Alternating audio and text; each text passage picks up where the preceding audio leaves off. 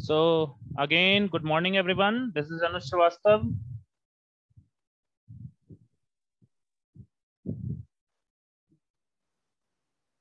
We are going to start electron transport chain.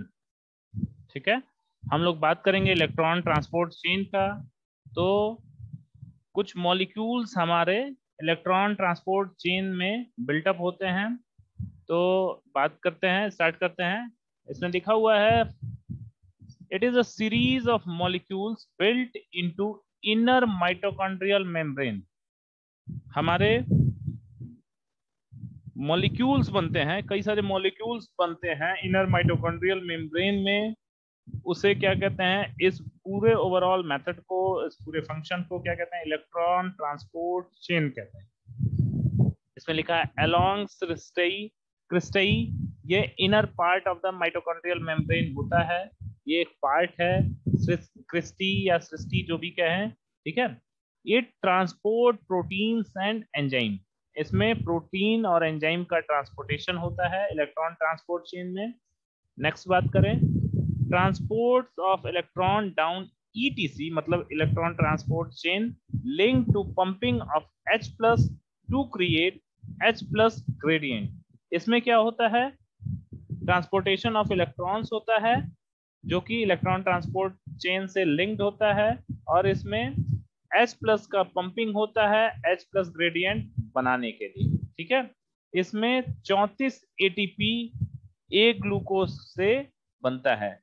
कितना लिखा भी है, तीसरा point, it yields 34 ATP from 1 glucose, ठीक है। 34 एटीपी 1 ग्लूकोज से इसमें बनता है। Next, only it takes place only in the presence of O2, मतलब ऑक्सीजन के प्रेजेंस में ही ये घटना या ये metabolic pathway electron transport chain घटित होता है, अकर होता है।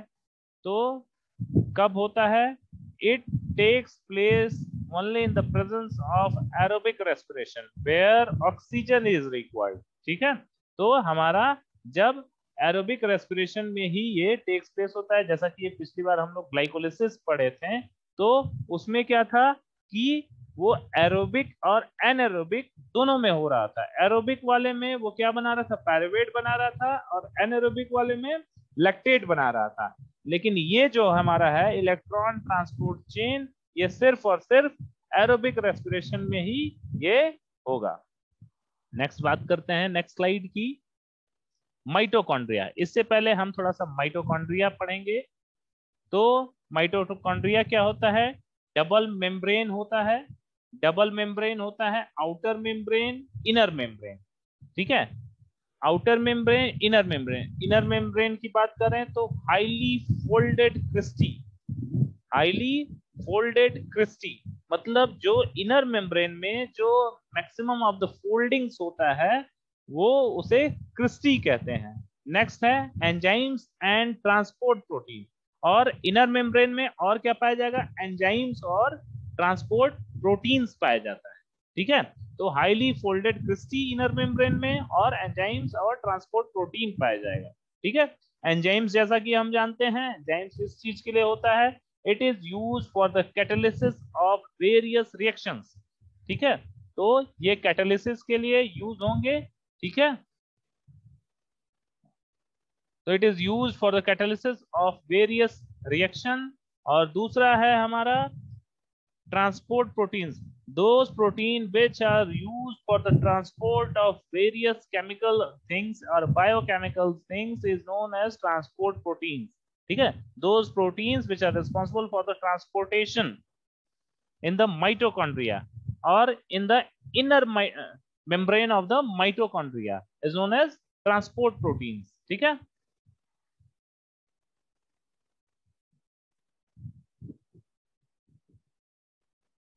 नेक्स्ट बात करेंगे इंटर मेम्ब्रेन स्पेस। अब इंटर मेम्ब्रेन मतलब कि जो दो मेम्ब्रेन के बीच में जो जगह है उसे क्या कहेंगे, इंटर मेम्ब्रेन स्पेस कहेंगे। इसमें कुछ फ्लूइड्स होते हैं जिसे हम क्या कहते हैं, fluids field space between membrane, मतलब फिल्ड, फ्लूइड फिल्ड। मतलब कुछ फ्लूइड हैं जो उस मेम्ब्रेन के बीच में फिल हुए रहते हैं, जो उस मेम्ब्रेन, दोनों मेम्ब्रेन के बीच में रहते हैं, उसे क्या कहते हैं, फ्लूइड, या इंटर मेम्ब्रेन फ्लूइड भी कहते हैं। ठीक है। नेक्स्ट बात करेंगे, ये हमारा डायग्राम है।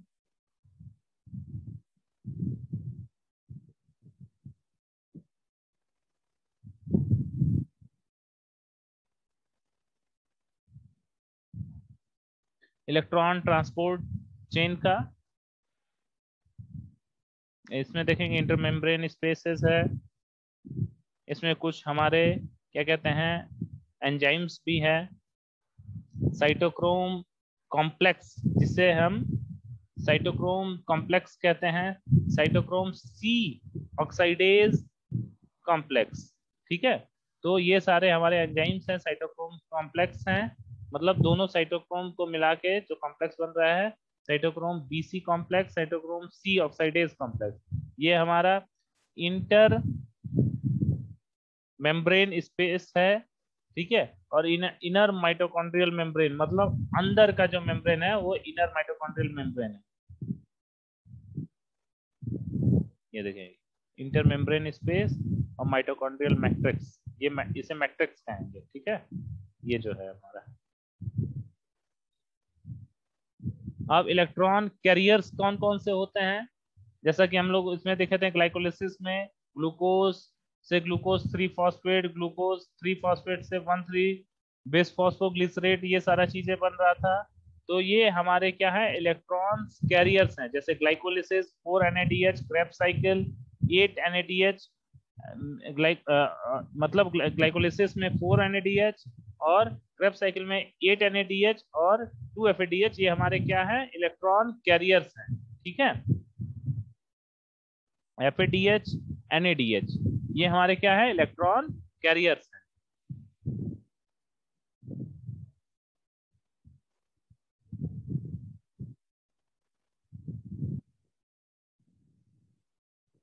फिर बात करेंगे,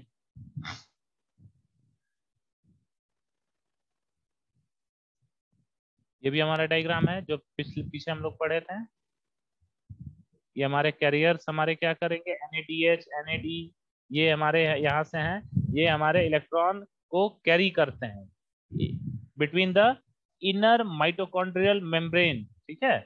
तो ये हमारे इलेक्ट्रॉन्स को कैरी कर रहे हैं, जैसा कि हम लोग देख रहे हैं, NADH, NADH, NAD और H, इसको क्या करते हैं, इलेक्ट्रॉन को कैरी कर रहे हैं। H+, H से H+, ये सारे इलेक्ट्रॉन्स को कैरी कर रहे हैं।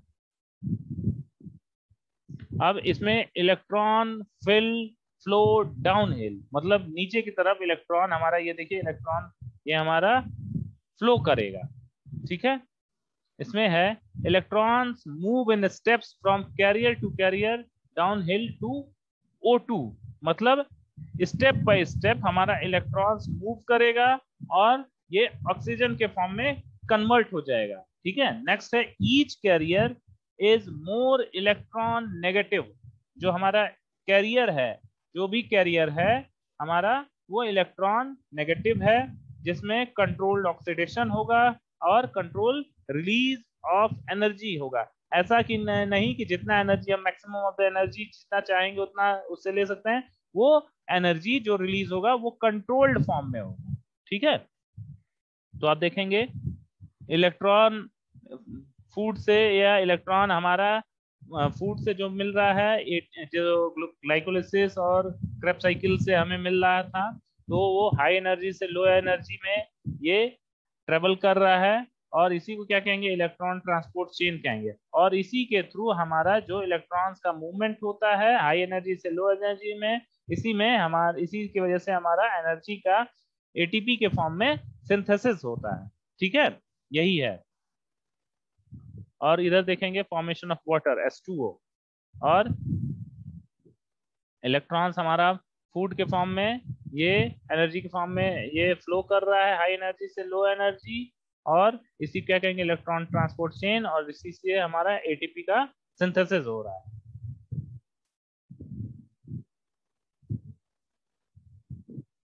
इसमें है वी सेटअप H+ ग्रेडियंट, इसमें H प्लस ग्रेडियंट को हम मेंटेन भी करते हैं, सेटअप भी करते हैं। It allows the protons to flow through the ATP synthetase.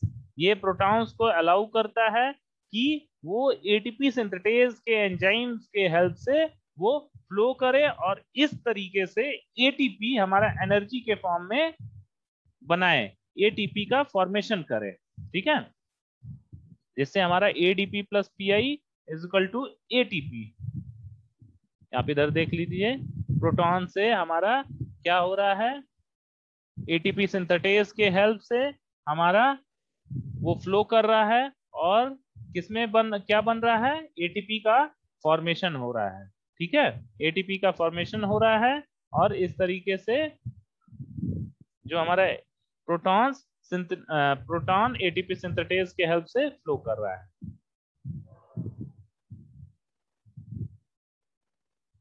Next बात करेंगे इलेक्ट्रॉन ट्रांसपोर्ट चेन होता क्या है।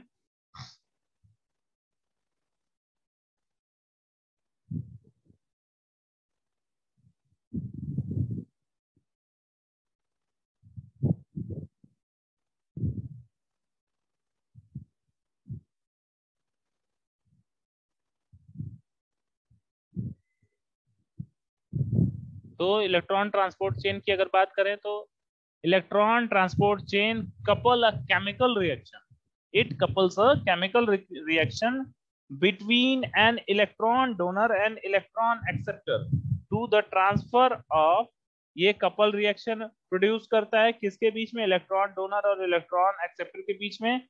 और क्या ट्रांसफर करता है, H plus ion across the membrane through a set of mediating biochemical reaction. एक बायोकेमिकल रिएक्शन के थ्रू ये H प्लस आयन का ट्रांसफर करता है अक्रॉस द मेम्ब्रेन।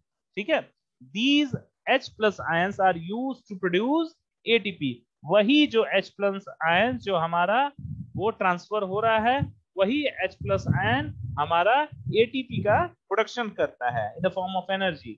नेक्स्ट है electron transport chain is used for extracting energy from the sunlight. वो sunlight से वो हमारा एनर्जी को एक्सट्रैक्ट आउट करता है। ठीक है, with the help of photosynthesis and from redox reactions such as oxidation of sugar, जो हमारे बॉडी में होता है ऑक्सीडेशन ऑफ शुगर, इसीलिए इसको कहा भी गया है it occurs in the presence of oxygen, that is aerobic respiration। ठीक है, तो एरोबिक रेस्पिरेशन में ही ये ऑकर होता है और ये क्या करता है, रिडॉक्स रिएक्शन के साथ ऑक्सीडेशन ऑफ शुगर करता है। ठीक है, अब देखिए cellular respiration, electrons carried via NADH, glycolysis, फिर हमारा ये फर्दर एटीपी का प्रोडक्शन कर रहा है। फिर इधर आ जाएं, साइटोसॉल के हेल्प से एटीपी का प्रोडक्शन कर रहा है। फिर क्रेब्स साइकिल में अगर आ जाए इधर से, तो electron transport chain and oxidative phosphorylation, मतलब तीनों से हमारा ग्लाइकोलिसिस हुआ या क्रेब्स साइकिल हुआ, electron transport chain and oxidative formulation, ये तीनों से हमारा एटीपी का प्रोडक्शन हो रहा है। इसे भी सबस्ट्रेट लेवल फॉस्फोरिलेशन कहेंगे, इसे भी सबस्ट्रेट लेवल, क्योंकि ये देखिए सबस्ट्रेट का यूज हो रहा है। और यहाँ पे ऑक्सीडेटिव फॉस्फोरिलेशन कहेंगे। ठीक है, ऑक्सीडेटिव फॉस्फोरिलेशन इस एटीपी को कहेंगे, फॉर्मेशन को कहेंगे। नेक्स्ट है कंपोनेंट्स ऑफ एटीपी, ये सॉरी ईटीसी। ईटीसी के क्या क्या कंपोनेंट्स हैं इसमें देखेंगे, तो सबसे पहला NAD एंड फ्लेवोप्रोटीन्स। NAD और फ्लेवोप्रोटीन्स इसके कंपोनेंट्स होते हैं। ये क्या करते हैं, H carriers in cellular respiration, these are the carriers in cellular respiration. ठीक है, दूसरा है नॉन हीम मेटेलोप्रोटीन्स। ठीक है, नॉन हीम मतलब नॉन आयरनिक, ऐसा मेटेलोप्रोटीन जो नॉन हीम है। तो FeS प्रोटीन है हमारा, Fe और S का कॉम्बिनेशन प्रोटीन है जो कि iron cycles between 3+ and 2+ state. ठीक है, ये साइकिल मतलब ये घूमता रहता है, जो भी हमारा उसका वो मेथड है वो कंटिन्यूअसली चलता रहता है बिटवीन 3+ एंड 2+ स्टेट। नेक्स्ट है यूबिक्विनोन और COQ। ठीक है, यूबिक्विनोन और COQ, it serve as an anchor to inner mitochondrial membrane. Anchor इसलिए कहा गया है कि ये बताता है, एक तरह से मैसेंजर का काम, बताने का काम करता है किसके लिए, इनर माइटोकॉन्ड्रियल मेम्ब्रेन के लिए। ठीक है, नेक्स्ट है cytochrome. Cytochrome B component of electron transport chain का कंपोनेंट होता है। ये क्या करता है, it electron transport proteins that contains a haem protein prosthetic groups. और ये साइटोक्रोम ऐसा होता है, ये एक इलेक्ट्रॉन ट्रांसफर प्रोटीन होता है जो क्या कंटेन करता है, हीम प्रोस्थेटिक ग्रुप कंटेन करता है। मतलब साइटोक्रोम में एक इलेक्ट्रॉन ट्रांसफर प्रोटीन है जो कि जिसमें हीम प्रोस्थेटिक ग्रुप पाया जाएगा। नेक्स्ट है composition of electron transport chain. अब इसके अलावा क्या क्या है, कंपोजिशन में कॉम्प्लेक्स वन। अब देखिए कंपोजिशन कॉम्प्लेक्स है तो मतलब दो चीजें हैं। तो देखिए कॉम्प्लेक्स वन में NADH प्लस को एंजाइम क्यू रिडक्टेज, दो चीज है, NADH भी है और को एंजाइम क्यू रिडक्टेज भी है। तो कॉम्प्लेक्स वन में है। तो हम बात कर रहे थे इलेक्ट्रॉन ट्रांसपोर्ट चेन का कॉम्बिनेशन क्या है। तो कॉम्बिनेशन अगर चार लार्ज कॉम्प्लेक्स हैं, कॉम्प्लेक्स वन में क्या है, NADH coenzyme Q reductase है। फिर बात करते हैं नेक्स्ट कॉम्प्लेक्स टू का। तो succinate coenzyme Q reductase, इसमें सक्सिनेट और को एंजाइम क्यू रिडक्टेज दोनों है, ये दूसरा कॉम्प्लेक्स है। तीसरा है cytochrome C reductase, cytochrome C reductase. और चौथा है साइटोक्रोम सी ऑक्साइडेज। तो चार कॉम्प्लेक्स हैं, complex one, complex two, complex three, complex four. Complex one में NADH coenzyme Q reductase है, कॉम्प्लेक्स टू में succinate coenzyme Q reductase है, कॉम्प्लेक्स थ्री में साइटोक्रोम सी रिडक्टेज है और कॉम्प्लेक्स फोर में साइटोक्रोम सी ऑक्साइडेज है। ठीक है, नेक्स्ट पॉइंट है many of the components are protein with prosthetic groups to move electrons. जो इसमें कंपोनेंट्स हैं वो मैक्सिमम ऑफ द प्रोटीन्स हैं और इसके साथ साथ उसमें प्रोस्थेटिक ग्रुप्स भी पाए जाएंगे। किस लिए, ताकि इलेक्ट्रॉन्स का हमारा प्रॉपर मूवमेंट हो सके। नेक्स्ट है कॉम्प्लेक्स वन NADH डिहाइड्रोजिनेज। ये क्या करता है, it passes electrons from NADH to FMN and FES cluster to ubiquinone. ठीक है, ये क्या करता है, इलेक्ट्रॉन का पासिंग करता है या ट्रांसफर करता है with from NADH to FMN and FMN to FES cluster and FES cluster to ubiquinone. ठीक है, नेक्स्ट बात करेंगे कॉम्प्लेक्स टू का। तो कॉम्प्लेक्स टू में क्या है, जिसे कहते हैं succinate dehydrogenase, entry point of FADH2। Complex two जो होता है एंट्री पॉइंट ऑफ FADH2 होता है। नेक्स्ट है succinate dehydrogenase, direct transfer of electrons from succinate to Co reductase है वाया FADH2। तो ये डायरेक्ट ट्रांसफर इलेक्ट्रॉन्स करता है from succinate to Co Q via FADH2। मतलब को क्यू तक सक्सिनेट को ट्रांसफर करता है, सक्सिनेट से लेके को क्यू तक, कोएंजाइम क्यू तक, और किसके थ्रू, FADH2 के थ्रू ये ट्रांसफर करता है इलेक्ट्रॉन को। ठीक है, नेक्स्ट है एसिटाइल कोए डिहाइड्रोजिनेज। ये क्या करता है, acetyl CoA dehydrogenase also transfer electrons to coenzyme Q via FADH2। ये भी सेम काम करता है, acetyl CoA dehydrogenase इलेक्ट्रॉन को ट्रांसफर करता है कोएंजाइम Q से कोएंजाइम Q तक वाया, मतलब से होकर FADH2 तक। नेक्स्ट बात करेंगे कॉम्प्लेक्स थ्री, जिसमें साइटोक्रोम B, C1 और C पाया जाता है। तो ये क्या करता है, electron transfer from ubiquinol to cytochrome C। ये क्या करता है complex three, it transfer electrons from ubiquinol to cytochrome C, मतलब वहां पे इलेक्ट्रॉन का ट्रांसफर करता है। नेक्स्ट अगर बात करें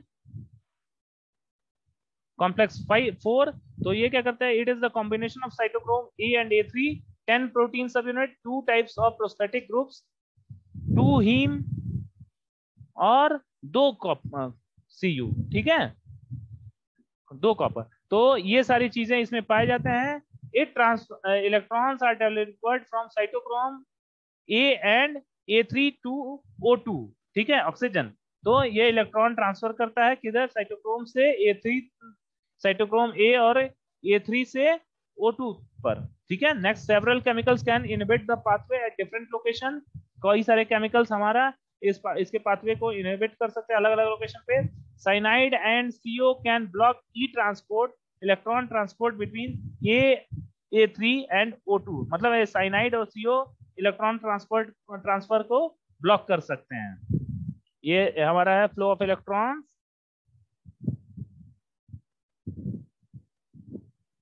आउटर माइटोकॉन्ड्रियल मेम्ब्रेन, ये आउटर वाला है, ये इनर वाला है। इस तरीके से हमारा इलेक्ट्रॉन ट्रांसपोर्ट चेन है। ये हमारा एटीपी सिंथेटेज कॉम्प्लेक्स है। अब बात करेंगे फंक्शन ऑफ ईटीसी। फंक्शन क्या है इन etc? The constituent molecules are arranged in the order of increasing redox potential, ठीक है, increasing redox potential।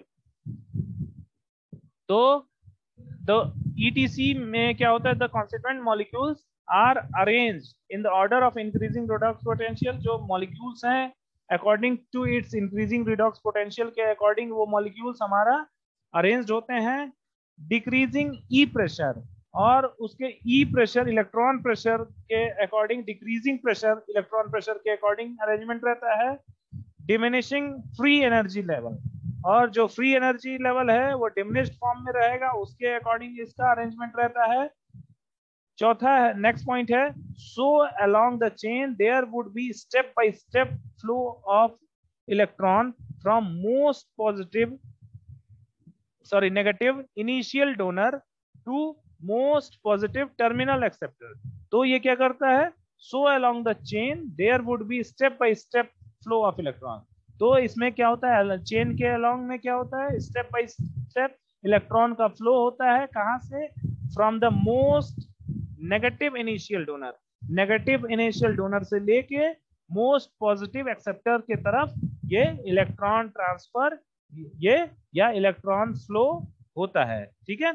नेक्स्ट है इलेक्ट्रॉन एंटरिंग टू ईटीसी, या कहेंगे electron entering to electron transport chain are energy rich. जो electron ETC में enter करते हैं वो उसमें मैक्सिमम ऑफ द एनर्जी पाया जाता है। As the flow down, as they flow down they loss free energy. जब वो इलेक्ट्रॉन ट्रांसपोर्ट या इलेक्ट्रॉन जब नीचे के, पहला जैसे हम लोग डायग्राम में पढ़ भी चुके हैं, जैसे जैसे वो धीरे धीरे नीचे की तरफ आता है वो एनर्जी को लॉस करता है, मतलब लूज करता है, उसमें से एनर्जी कम होने लगते हैं। और इस तरीके से much of the energy get conserved in the form of ATP. और जैसे जैसे हायर कॉन्सेंट्रेशन से लोअर कॉन्सेंट्रेशन में हमारा इलेक्ट्रॉन्स का मूवमेंट होता है, और उसी तरीके से हम एनर्जी को कंजर्व करते हैं in the form of ATP में, ठीक है। नेक्स्ट बात करेंगे,